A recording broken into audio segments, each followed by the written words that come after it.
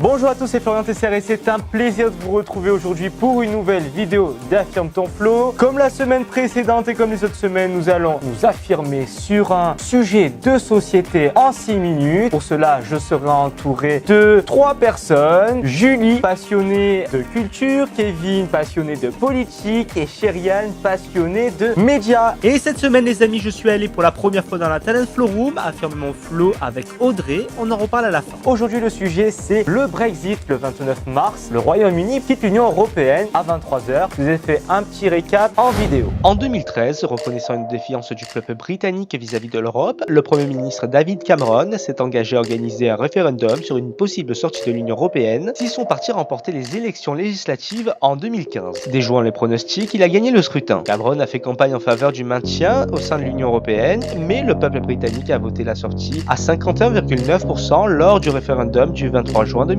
Suite à cet échec, David Cameron démissionne et est remplacé par Theresa May qui était jusqu'alors ministre de l'Intérieur. Je ne peux plus être le capitaine qui conduira ce vaisseau vers sa prochaine destination. C'est un honneur et un privilège de servir le public à un tel niveau. S'enchaînent des négociations, des manifestations, des rebondissements. Theresa May a proposé plusieurs accords au Parlement britannique, mais à chaque fois le Parlement rejette l'accord de sortie, comme cela s'est passé le 12 mars dernier avec 391 voix contre 242. Le 13 mars 2019, Theresa May consulte la Chambre des communes pour une sortie sans accord, mais le Parlement britannique a adopté un amendement qui prévoit que, quelles que soient les circonstances, une sortie de l'Union européenne sans accord soit exclue. Le Brexit est donc dans une impasse. Le problème majeur est la frontière entre la République d'Irlande qui est en Europe et l'Irlande du Nord qui appartient au Royaume-Uni. Les deux pays partagent une frontière terrestre de 500 km qui deviendra après le Brexit une frontière extérieure à l'Union européenne, entraînant la fin de la libre circulation des personnes et des marchandises, et des taxes viendront s'ajouter sur les biens transitant par la frontière. Mais les deux pays veulent garder la frontière invisible pour la bonne marche des échanges. 31% des exploitations nord-irlandaises sont destinées au marché irlandais et 30 000 personnes traversent chaque jour la frontière. Les négociateurs du Brexit ont donc longuement cherché une solution qui maintienne la fluidité des échanges, mais aucun accord n'est encore trouvé et la date de la sortie de l'Union arrive à grands pas. Dans tous les cas, les Britanniques vont devoir payer 60 milliards d'euros à l'Union européenne, c'est le reste à charge de tous les projets sur lesquels Londres s'est engagé financièrement en 2014 et ce jusqu'en 2020. Alors vous, d'après toutes ces informations, êtes-vous pour ou contre le Brexit ? Bienvenue dans Affirme ton flow les amis. Julie. Ah, le chrono. Le chrono, pardon. Le chrono 6 minutes. Je suis devenue une proie dans cette vidéo. Ou Kevin, allez Kevin, casse ce truc. Non. Casse ce truc. On respecte la tradition. J'ai ouvert le chronomètre. À toi. Chacun sa mission. Allez Julie. Sujet très difficile. Je vous avoue que j'ai pas trop d'avis sur la question. J'ai l'impression que ça implique tellement d'acteurs et tellement d'enjeux que en fait impossible, pour moi en tout cas, de deviner ce que ça va produire. Je pense que clairement pour eux économiquement ça va être problématique, perdre un certain avantage en étant raffilié un peu à l'Union Européenne, même s'ils n'avaient pas l'euro. Moi je pense que c'est une mauvaise nouvelle pour l'Europe. Non pas seulement le Brexit, hein. En fait tous ces pays qui se referment un peu sur soi. Là c'est pas encore le Brexit, mais on va dire l'extrême droite qui arrive aux portes du pouvoir, qui gouverne déjà en Hongrie, en Autriche, en Italie, en France qui fait des gros scores au deuxième tour. Ces pays qui, au lieu de ouvrir des frontières, construisent des murs. Je pense pas que ce soit une bonne chose. Premièrement économiquement parce que l'union fait la force. On est plus puissant à 27 que chacun individuellement. Et deuxièmement, pour une autre raison, alors je dis pas que le Brexit va causer ça, mais c'est cette accumulation de tous ces replis identitaires, c'est qu'en fait en Europe on vit dans un luxe qui est, on vit dans la paix depuis 1945. Et ça, notre génération n'a pas connu la guerre, on a tendance à l'oublier. C'est vrai qu'on s'en rend pas compte, ouais. On a tendance à l'oublier, mais c'est un luxe que grâce à l'Union Européenne, qui a eu le prix Nobel de la paix, on vit en paix. Et je pense que ces peuples qui se referment chacun dans son coin n'est pas une bonne nouvelle pour ça. Et donc le 26 mai prochain, il y a les élections européennes, Flo. Ouais. Et finalement, on va avoir deux blocs. On va avoir les progressistes contre les nationalistes. En fait, on va avoir le choix, mais finalement, on va pas parler de politique. Ça sera en gros, soit ces nationalistes qui gouvernent, donc repli identitaire, donc retour aux frontières, donc protectionnisme, soit on va aller vers les progressistes, mais finalement, on va pas parler d'écologie, on va pas parler de socialisme, on va parler de républicain. Beaucoup de votes par défaut en plus. Exactement, en fait, c'est ça. Et d'ailleurs, Emmanuel Macron s'est présenté comme ça finalement. C'est je suis le candidat contre le nationalisme. Ton avis, Charles. Après, on va débattre. Ton avis, le Brexit alors. Moi, je suis d'accord avec. Kevin, comme tu dis, pour en revenir au Brexit, en fait, ça donne des idées de chacun pour soi. Parce que vous n'avez pas peur que tout le monde s'éclate, tout le monde se renferme.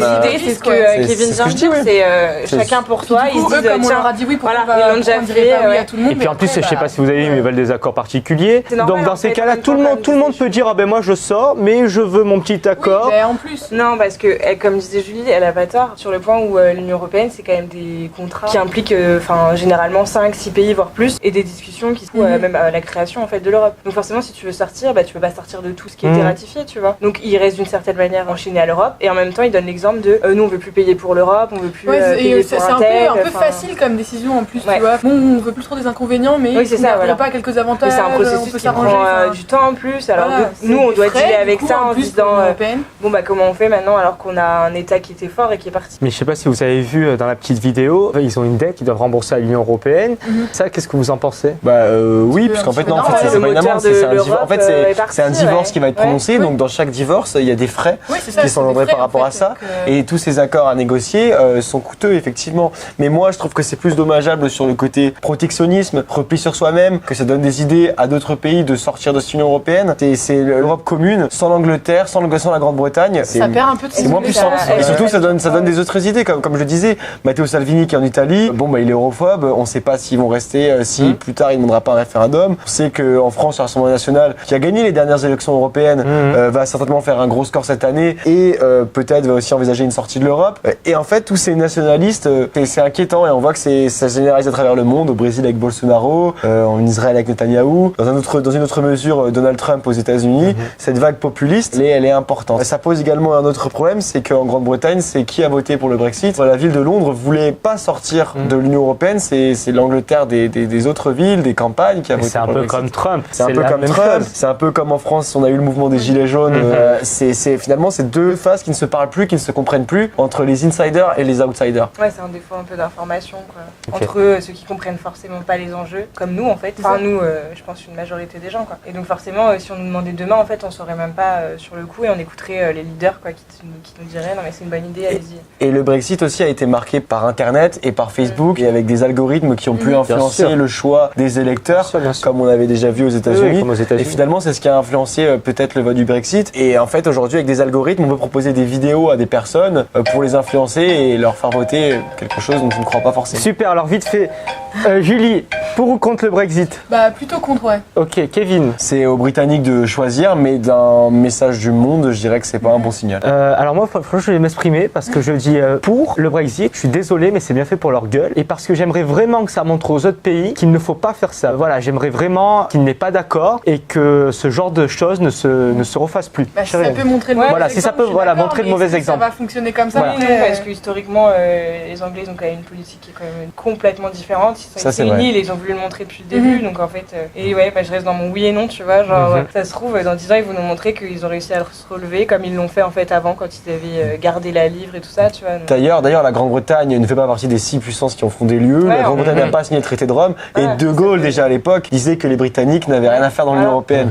Donc c'est une exception, donc en soi, on verra, tu vois, ça se trouve, dans 15 ans, ils regrettent. Merci les amis, merci pour votre débat, il était super riche. On retrouve tout de suite Audrey, une proche amie passionnée de théâtre, et moi-même dans la Talent Flow Room. On a tourné juste avant que vous arriviez un sketch sur le Brexit. Hello my friend, how are you? Hi, hello. Ça va bien. Je te... Pardon, pourquoi? Tu pars comme ça, tu me quittes sans aucune raison? C'est fini. Non, tu me donnes une raison. No. Non, ok. Alors, tu vas partir quand? Je sais pas, je suis plutôt bien comme ça pour l'instant. Tu veux plus de moi?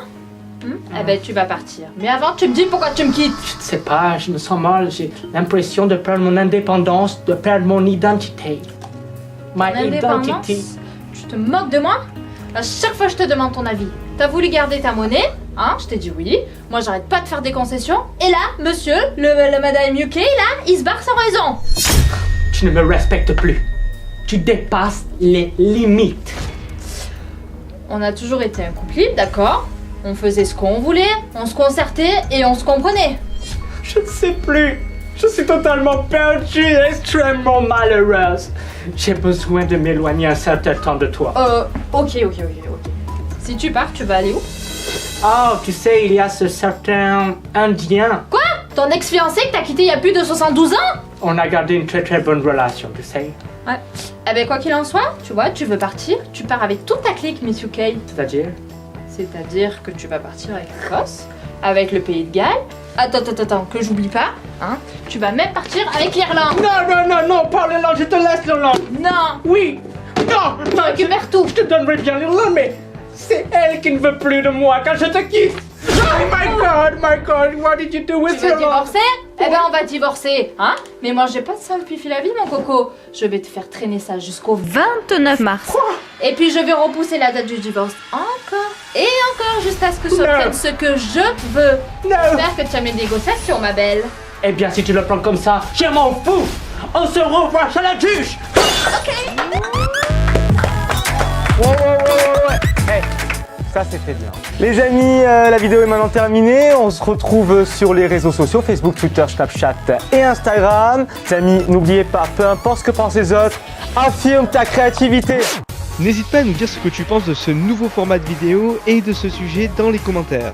N'oublie pas de t'abonner et d'activer la cloche des notifications pour être tenu informé des nouvelles vidéos. A très vite!